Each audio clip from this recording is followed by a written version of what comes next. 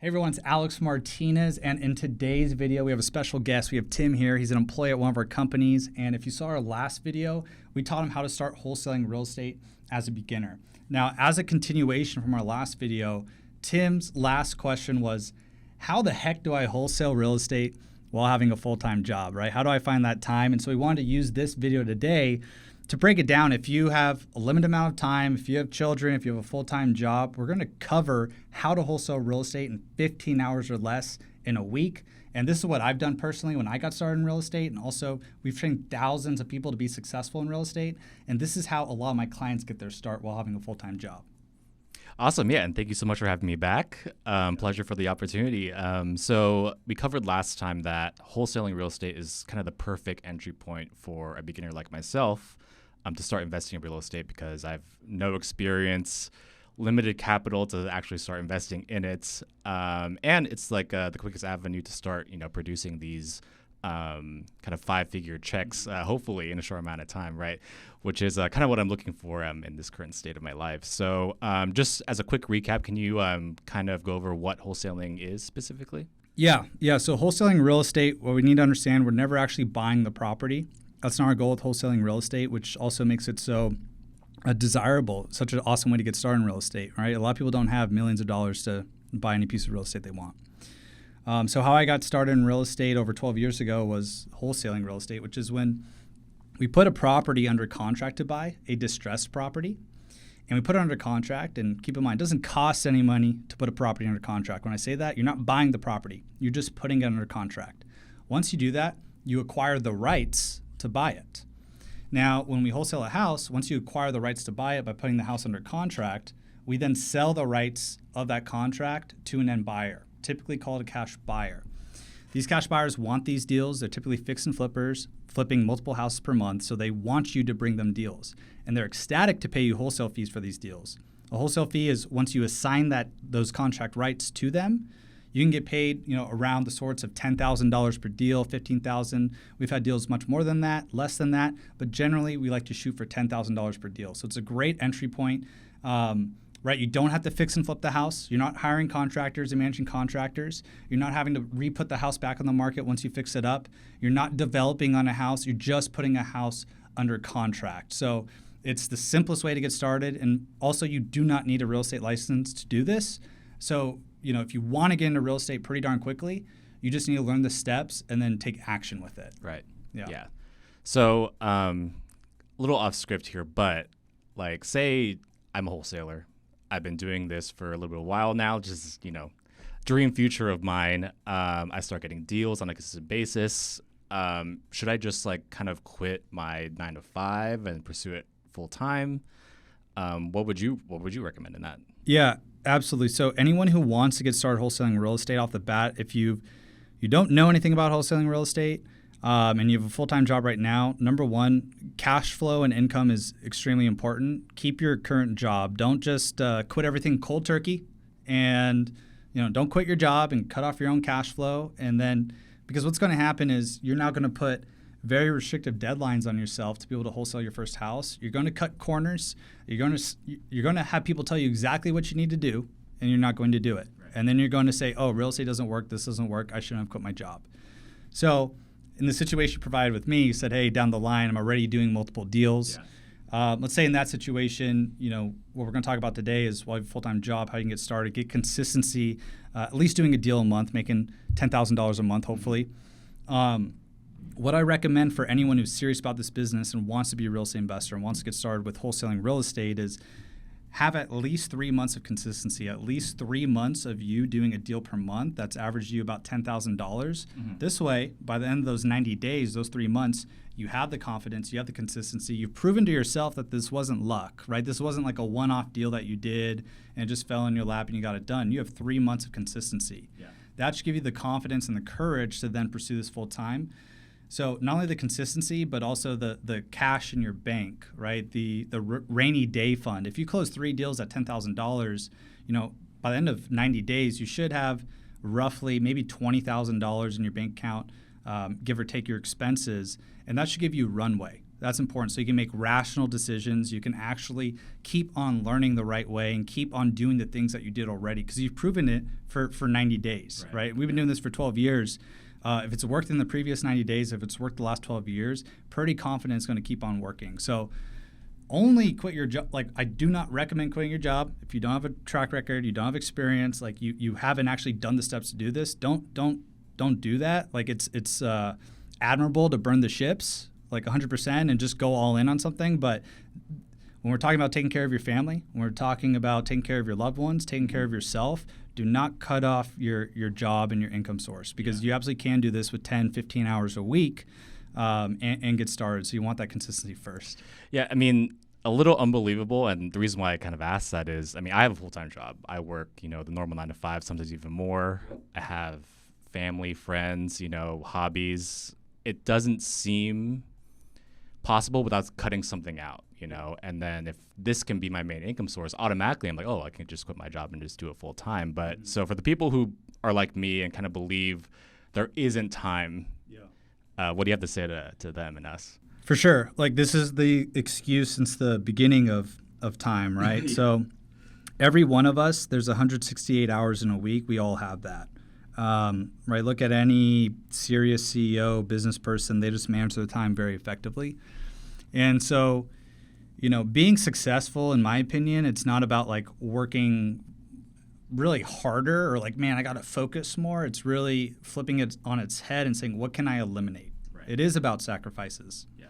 It is about taking an observational look at what are you doing with your time on a weekly basis, and saying, what are those things that I can cut out? What are those things that I can eliminate?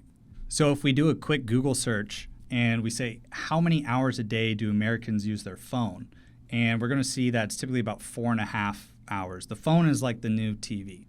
All right. So if you know that you're on Instagram, you're on TikTok, you're mindlessly scrolling through there, maybe you start to cut that down an hour a day. Right there, an hour, that's 7 hours in a week. We're almost 50% there to having 15 hours of more available time.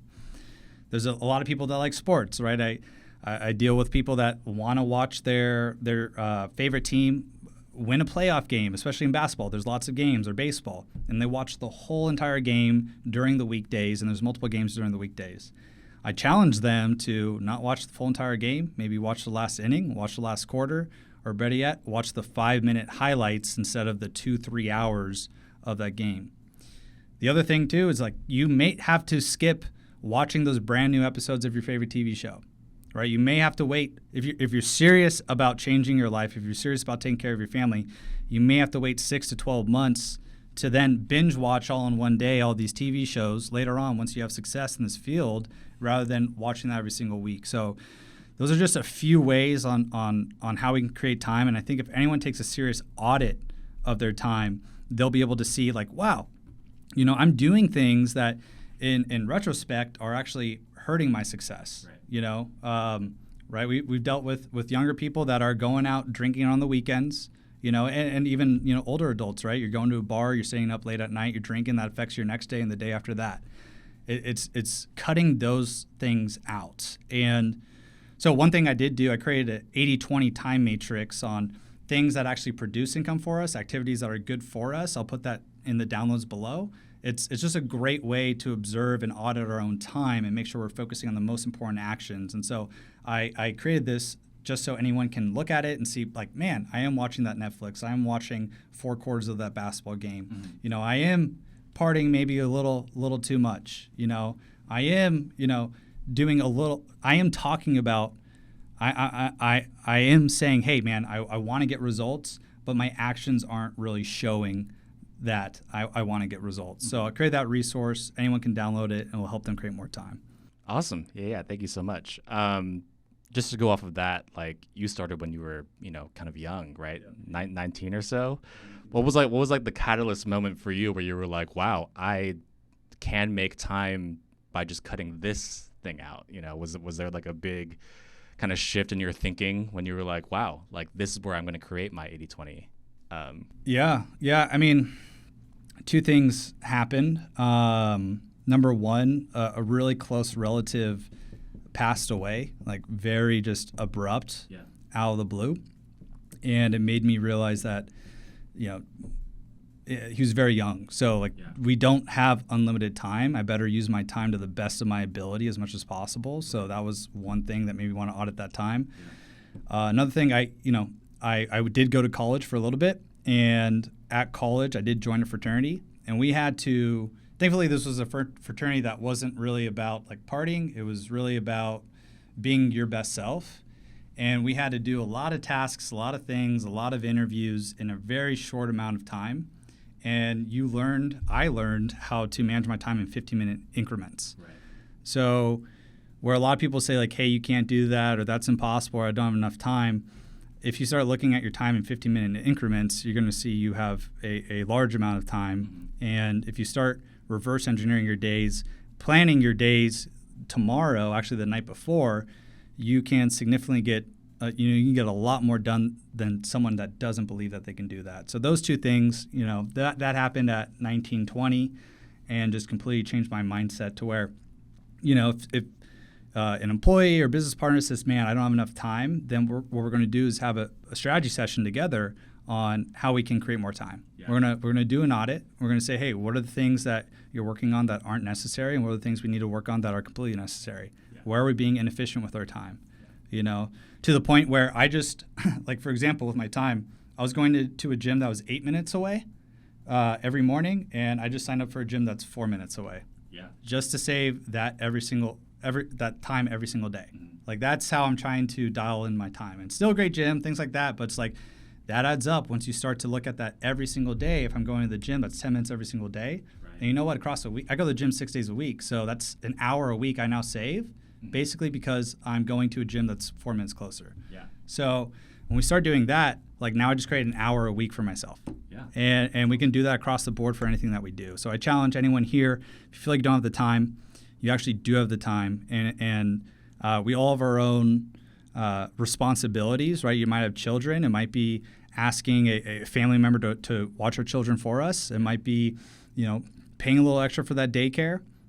It might be asking yourself the question, how can I work with my child while pursuing wholesaling real estate? Watching them at the same time, not just, there's a lot of things that you can do. You could have your baby on your lap while making some calls, I imagine there's like some students that you teach who have families. Tons. And full-time position, and they're still able to do it. Like, do you have any examples on top of your head? Yeah, we just released an interview with Chase and Diana Kenny. They both have full-time jobs. They both they have children, of course. Yeah. And they're able to wholesale. They had no real estate experience, and they wholesaled their first deals and made $40,000 from 2 deals and submitted about 8 offers doing that. So got that from 8 offers. And so you just see it time and time again. And, from a young age, I've always try to surround myself with successful people, going to events or going to speaking events, whether it's locally or nationally, whatever it is, to the point that just by being around these people and seeing that, okay, everyone is human, everyone does have their own responsibilities and hindrances, but every successful person doesn't let them hold that back, right? And so the point of us releasing our interviews of our students and showing these wins, it's not to brag or anything like that, but so that other people can be like, darn, I really can do this. Like, it doesn't matter if you're white, blue, black, yellow, green. Like, it doesn't matter. Right. You can do this. Doesn't matter if you have an accent and English isn't your first language. Yeah. We've had students like that are, immigrants and be able to wholesale real estate. So it's really just understanding, hey, what are those things that are holding me back and or that I think are holding me back, and then just totally crushing those obstacles. And so one of the biggest ones is time, which is why we wanted to crush that one today. Yeah, I watched that interview, and it's honestly like really inspired me because they're in a kind of a tougher situation than I am. I'm not married yet. I have a girlfriend for long term, but we have no kids. Yeah. They have multiple.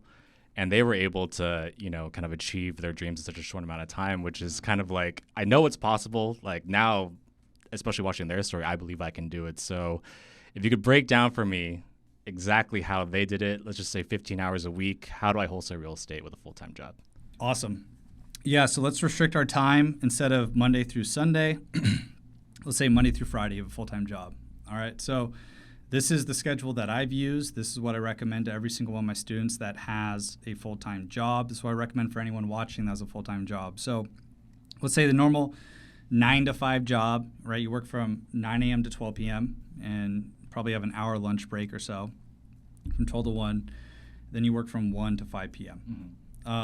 So give or take, right? Your schedule might be a little flexible with that, but that's the general schedule. What you want to do is an hour before work, so in this case, let's say 8 to 9, we're going to work during that period wholesaling real estate. And I'll break down what we do during that time. But 8 to 9, 1 hour. On our lunch break, 12 to 1, 1 hour. At the end of work, 5 to 6, 1 hour. And we need to be disciplined, and we need to do that Monday, Tuesday, Wednesday, Thursday, Friday. We do an hour in the beginning of the day, an hour in the middle of the day, an hour at the end of the day.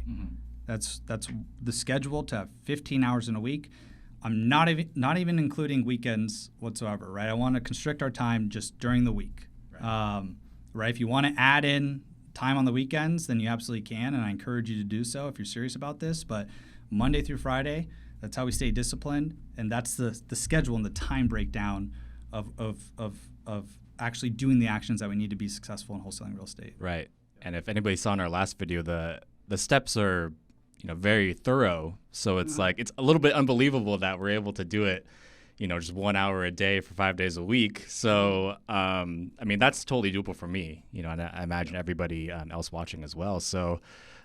In those 15 hours, then, I'm a systematic guy. So how do you break those down to wholesale every week and eventually close some deals? For sure. So first off, just on this particular schedule, someone might say, Alex, why don't I just group those 3 hours all in the morning? All right. And one of the biggest reasons is we're going to be calling on distressed properties that are hot deals, and we're going to be calling real estate agents during these hour time slots that we have. If you group all 3 of your hours just in the morning and you have to work the whole rest of the day and you maybe don't follow up with that agent or return their phone call till the next day, a lot of these deals can go quickly. So when we space our time out, one of the reasons, beginning of the day, middle of the day, end of day, is so that if I call an agent at 8 a.m. in the morning and this is a hot deal and they call me back at 11 a.m. while I'm working, well, guess what? At 12 p.m., I can give them a call back, follow up with them, and now we can get an offer in. Now we can close the deal. So just, you can, mess around with the schedule. This is what I've just seen provide the most success. This is not something I've just pulled out of a hat. This is something that I've used and our students use. But I'll break it down to 5 simple steps or 5 simple activities we want to be doing during these hours that we have, okay? Now, what we need to do to be successful at wholesaling real estate first, and this isn't a thing you need to do every day. This is just the first thing that we want to do. They can do maybe the first few days, first week that you want to get started wholesaling real estate. We need to find cash buyers, okay? Because everyone's going to ask, how do I know what's a good deal or bad deal when it comes to wholesaling real estate? Well, the people that are going to buy your deals are the cash buyers, the fix and flippers. So to understand what's a good deal or bad deal, you ask them what's a good deal or bad deal for them, and then you find exactly what they want.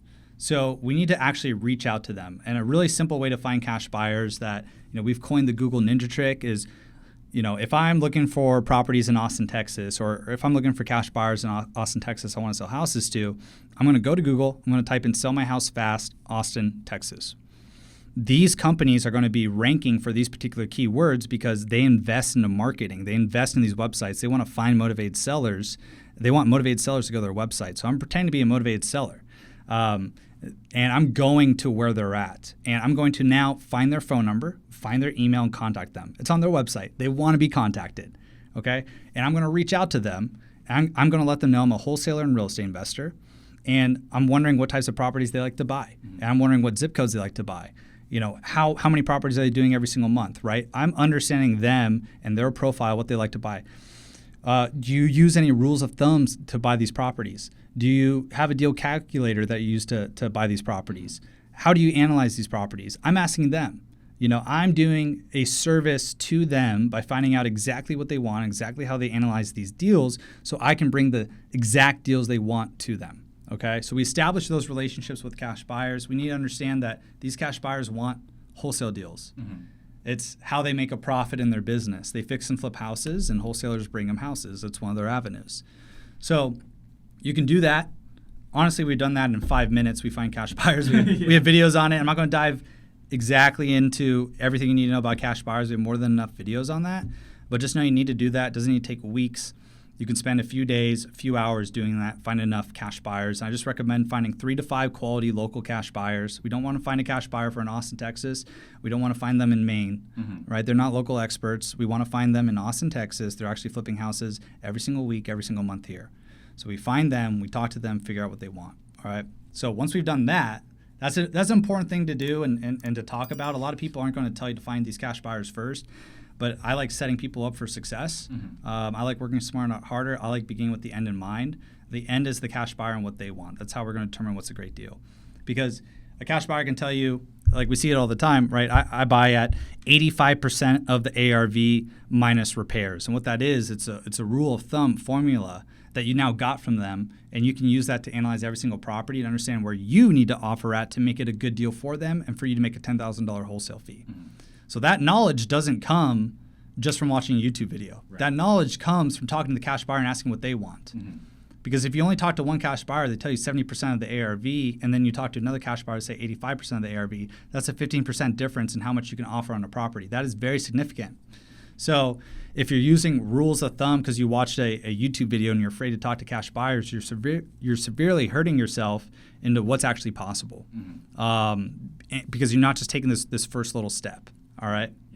Yeah. So cash buyers, I think you can tell they're pretty important.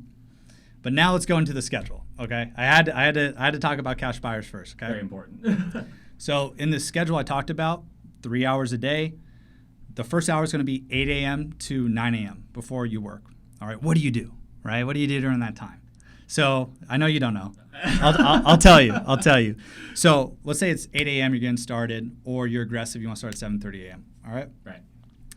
Right at 7:30 a.m., you're going to use our day zero strategy. We're looking at on-market property. We don't need to pay any money in marketing in order to get these deals.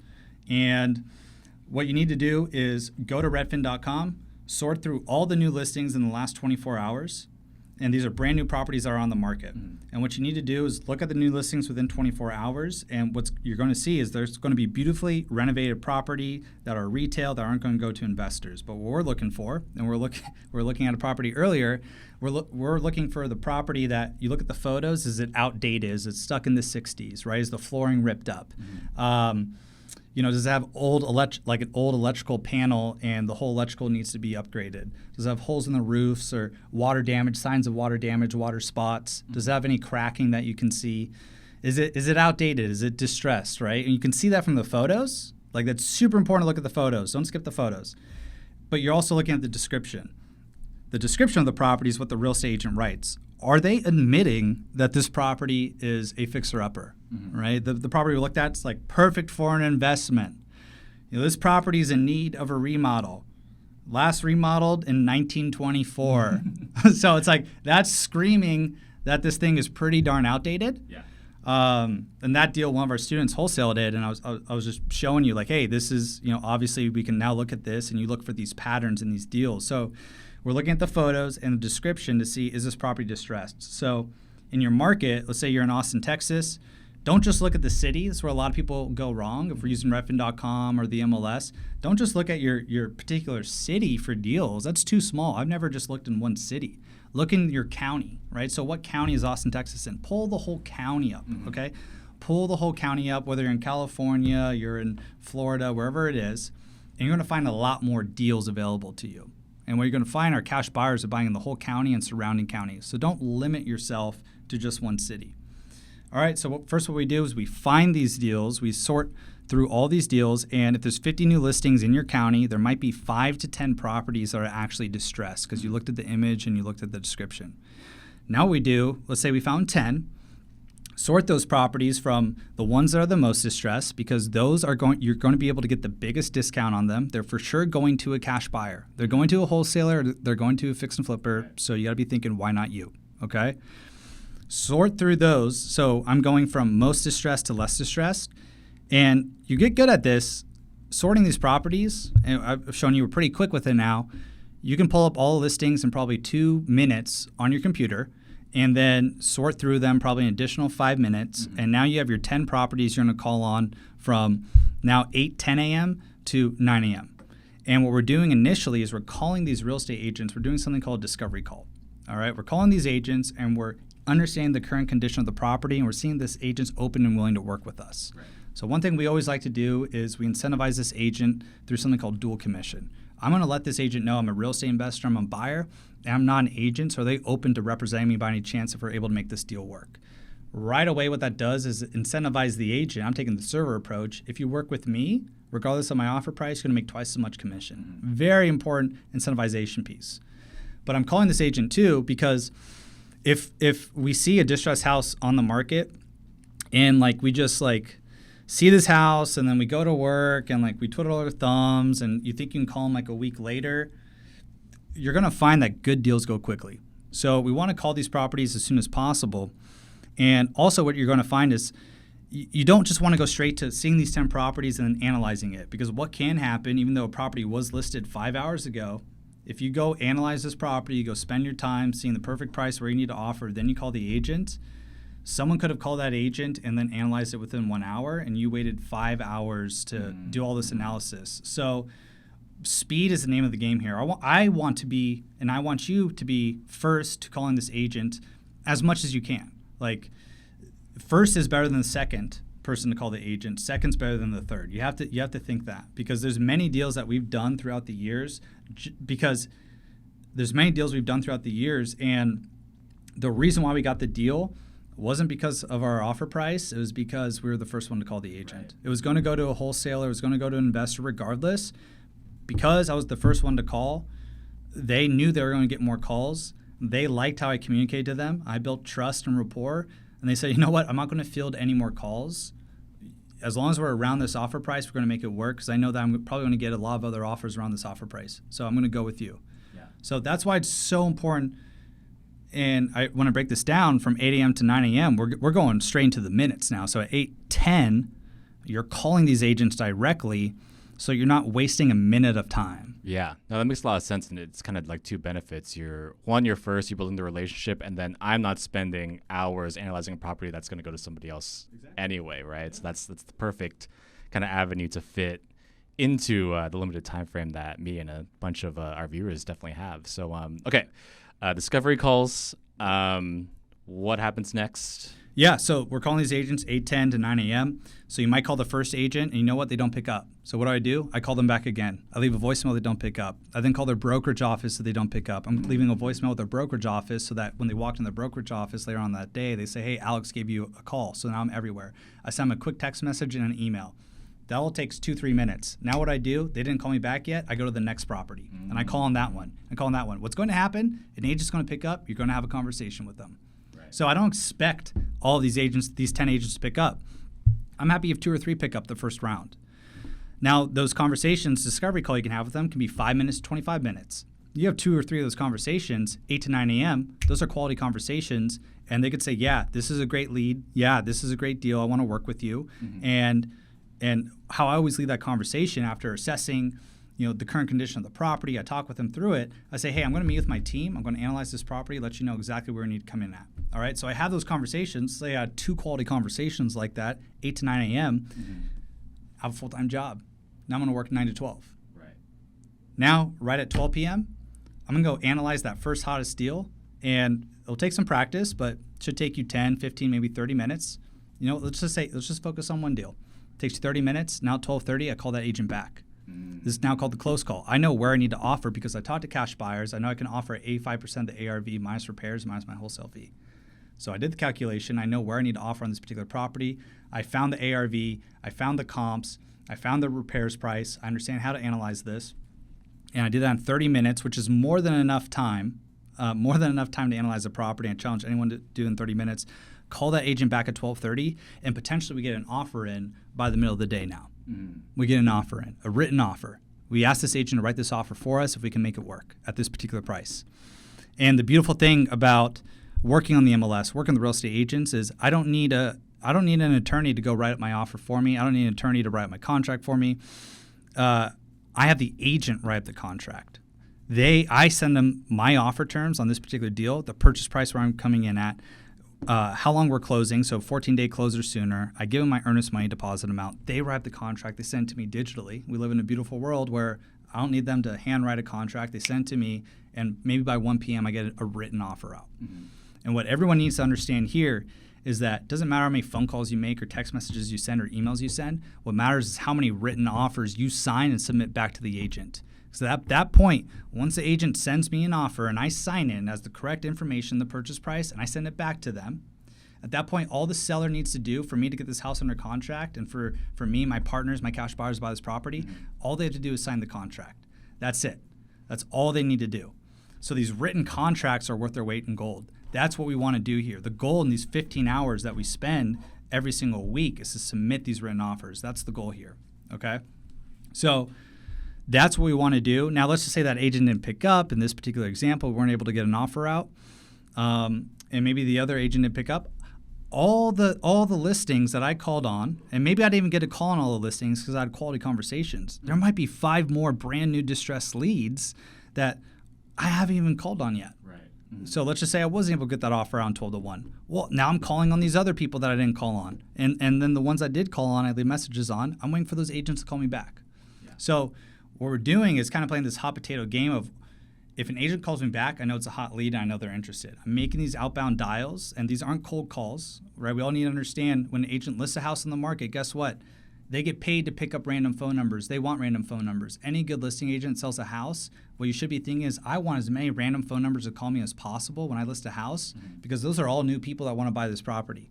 So agents want to talk to you. Number 2, agents don't get paid until the deal is closed. They're as incentivized as you to close the deal, right? So I'm saying this too because a lot of people will be like, I'm afraid to call agents. They don't want to talk to me. And those are just all stories on why you're not making phone calls to these agents. Yeah. Those are all stories that are actually holding you back.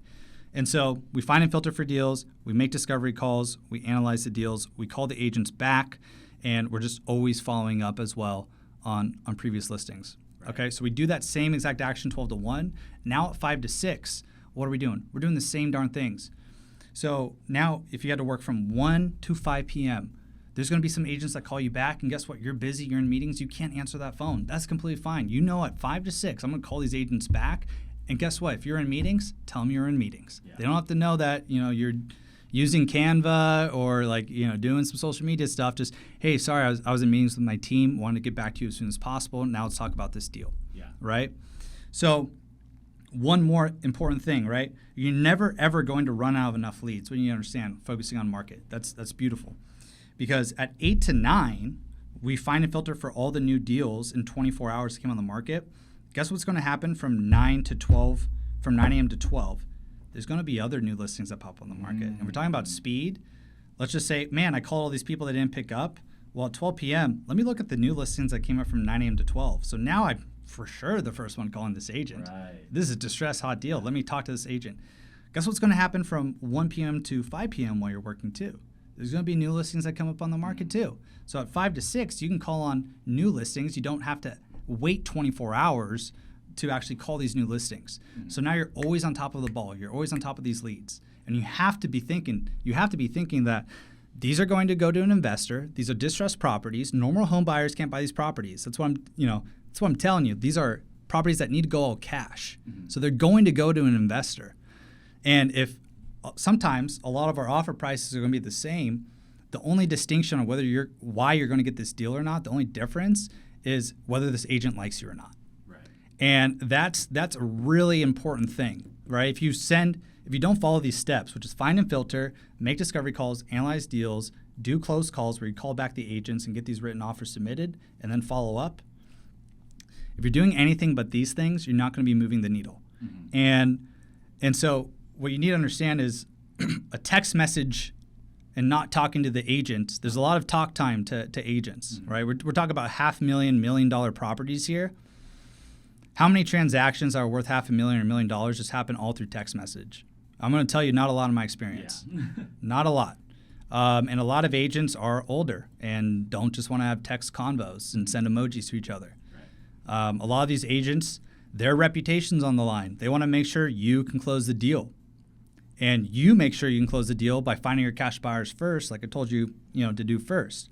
That's what gives you the confidence to close these deals. That's what gives you the confidence when you speak to these agents too, because you already know your exit plan. You have your strategy.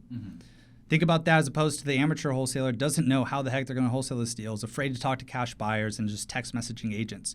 You're going to beat them out every single darn time. Mm-hmm. And that's the difference between the people that make it happen in this business and don't. There's amateurs out here that won't try to be 1% better every single day. They won't. And they'll be in the same position they're in right now 5 years down the road, looking in the mirror wondering why the heck this doesn't work. Yeah. When the reason is themselves. And you look in the mirror and point at themselves because they're not doing the little things they need to do to be successful.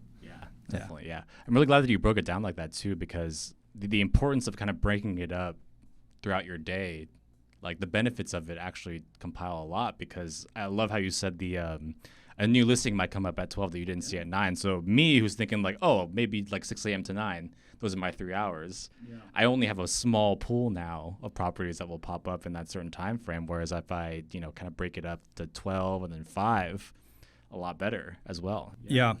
And like another important note, right? People will be like, oh my gosh, like, is 6 p.m. too late to call an agent? Yeah, that's the follow-up, yeah.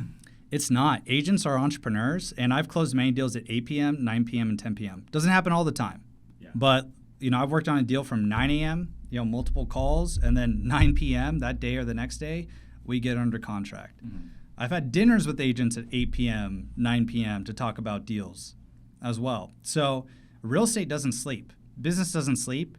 And I look at agents as they're entrepreneurial. If they don't want to pick up a phone call at 6 p.m., it's not my freaking problem. I'll call them at 8 a.m. the next day again. So it's completely good. So what's important about breaking up the schedule too is some people will never ever pick up their phone at 8 a.m.s. The good agents will. The great agents will, 100%. So when you break it up and you make calls at 8 a.m., 12 p.m., and 5 p.m., you're playing the game of different types of personalities, mm-hmm. right? And there's even, the funny thing is, there's not only part-time wholesalers who have jobs, there's part-time real estate agents who have jobs. Yeah. So that 12 p.m. or 8 a.m. call, they may never pick up. But at 5 p.m., they're done with their normal job, and now they're an agent. Yeah. So it increases your likelihood of success to find new deals, to be the first one on the ball on these deals, which I cannot stress enough.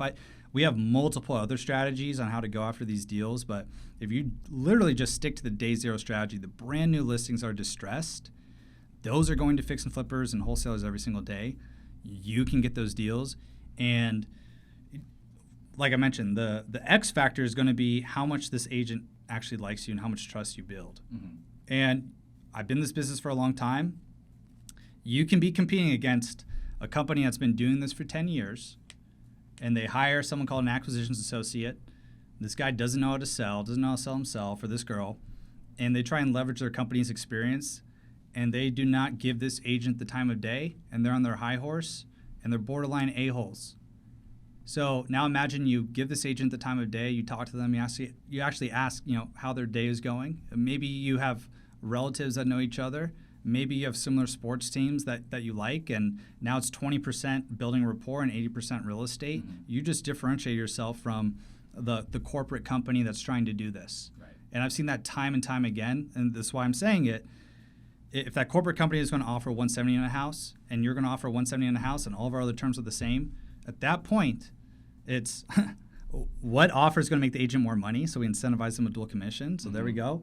But also, who does this agent like more, right? Do they like Paul, who's not giving her the time of day, who only talked business for 2 minutes? Yeah.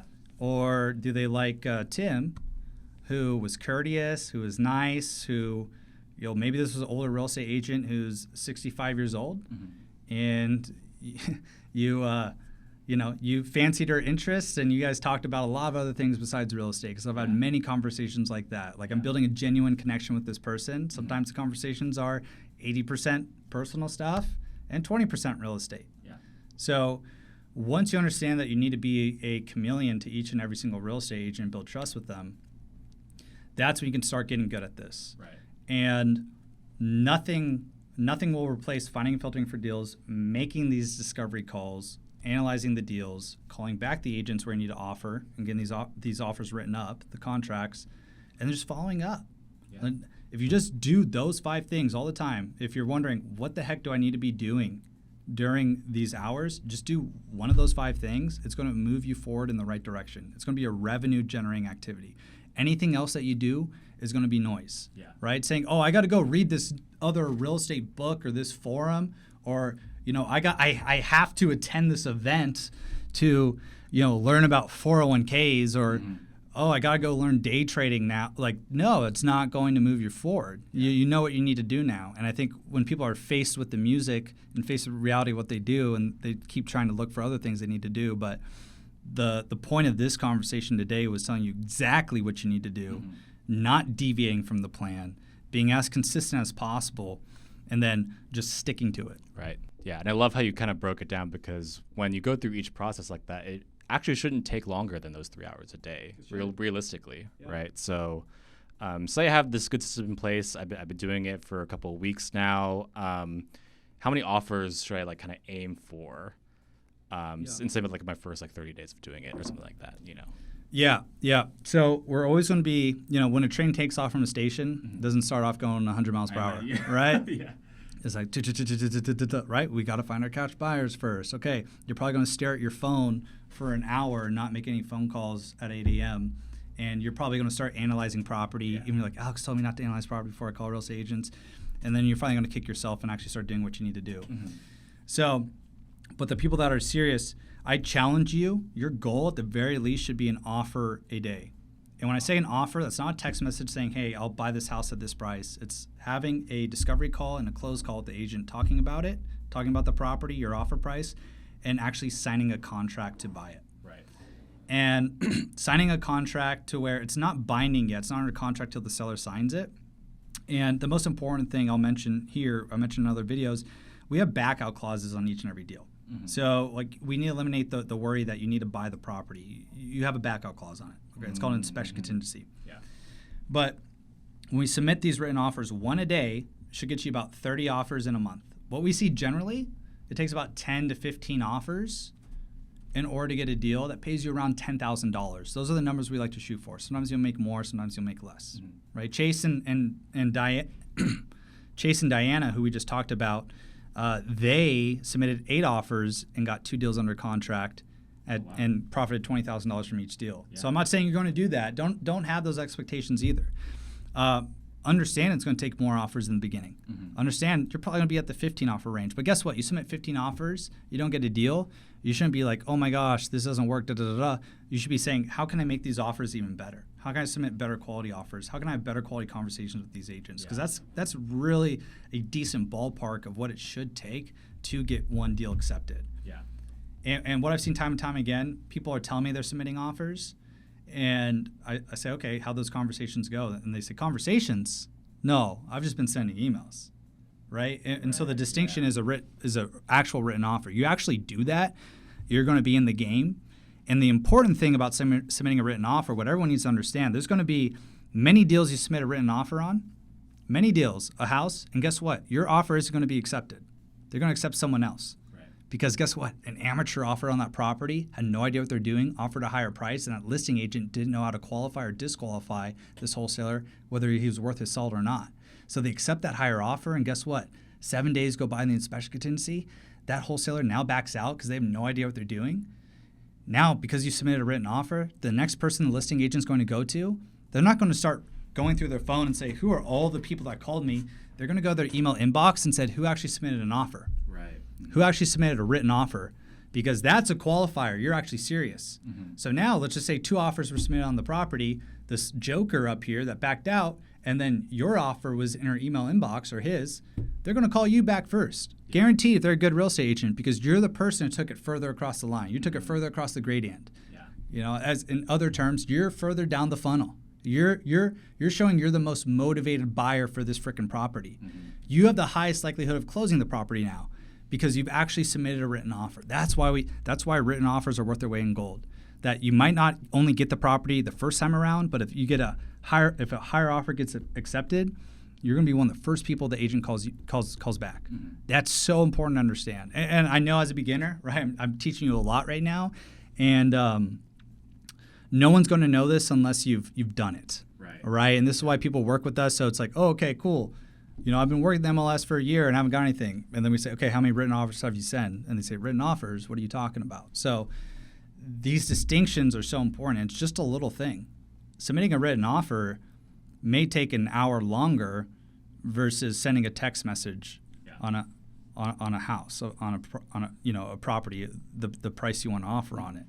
So it's these little things, and if you look at anyone who's great, it's just a lot of little things that make you successful at it. Yeah, they could pile over time, and I think every step that you discussed both today and in our last video, it's like there's a reason why it's ordered in a certain way. There's a reason why things take a certain time, because it has to be broken down into these very important minutes of your day to make it possible, which is awesome, and having it broken down like that's awesome. So I know a lot of viewers would appreciate. Can you maybe make something to map this out for us? Yeah. So we'll put that on our resources too. So creating our time, how we can do that, how to effectively visualize our time.